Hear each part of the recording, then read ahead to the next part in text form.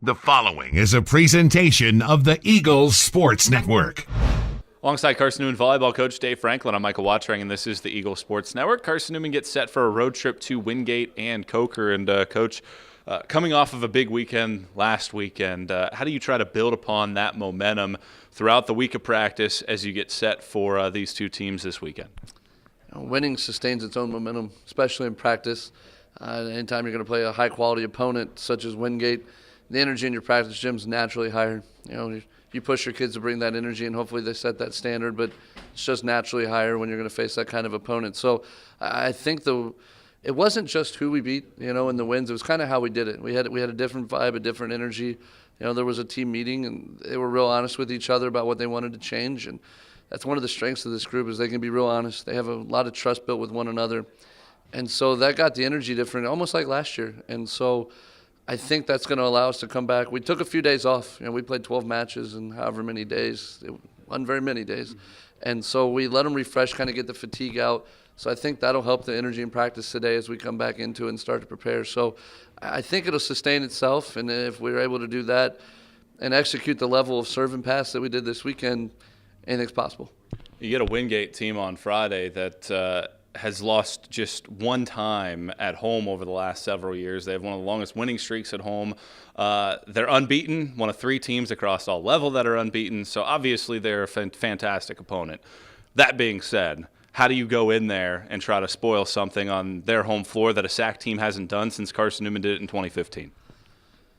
They're the best passing team in the region. They're the best serve-receive team. It's actually impressive to watch them on film and to compete against them. You realize how much they control the ball or how well they control it. So it's going to start from the service line for us. When they came here, we were able to kind of tie the serve and pass game based off statistics. We're going to have to win that. And if you're able to win that, that puts you in a great position to win any volleyball match. So it's going to start there.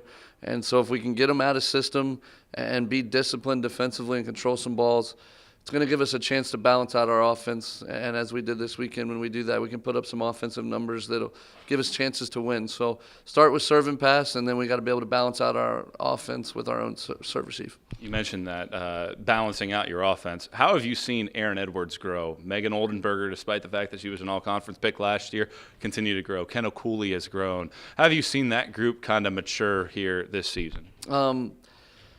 Each in their own way. Erin is a physical athlete. Might be the most physical athlete in the conference. And last year we knew it was going to be a learning curve for her, and so she went through a lot. And her response this spring was to come in and learn and realize I have to learn these things. And she put a lot of work into her mechanics to give her a chance to take some swings that we needed to take. And progressively, as the years gone on, her maturity as an athlete and be able to handle errors and be able to come back for her team has just grown and grown. And so we've kind of kept pushing her role, and this past week we really put her in a position to say, we're going to give you the ball. Can you help carry us?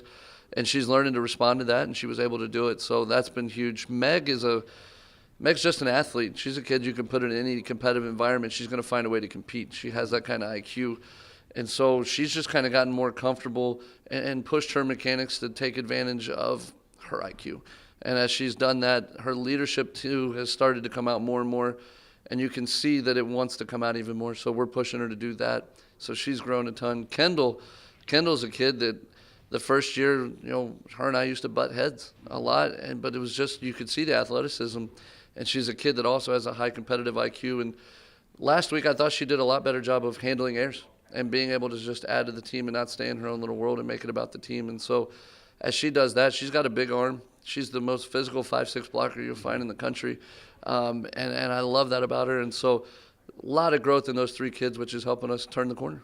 Finally, Coker on Saturday, you needed 5 sets here. Despite the fact that they've lost 8 of their last 10, having been swept 6 times in that stretch, how do you turn things around after playing a highly talented team in Wingate on Friday and then a quick turnaround on Saturday? This time of the year should help us do it, to be honest with you. We really shouldn't have to motivate them too much to understand. We talked about what we need to do in the second half of conference to keep our goals alive and to put ourselves in a position to accomplish what we set out to do. And so they know the value of each match. They know how important it is. So I don't know if the name on the jersey is going to matter. I think they're going to understand we got to go take advantage of these ones. And so that team brought it in our gym last time. We went 5. I remember talking to you afterwards, just, hey, we played well, they played well. I think that'll help our kids have a lot of respect for them and know we've got to come out and compete right from the get-go against these guys, or we're going to be in a bad position. So I just think the situation we're in will allow us to be able to turn around and get right back up. Coach, appreciate the time. Best of luck this weekend. Thank you. He's Carson-Newman volleyball coach Dave Franklin. I'm Michael Watchring, and this is the Eagle Sports Network.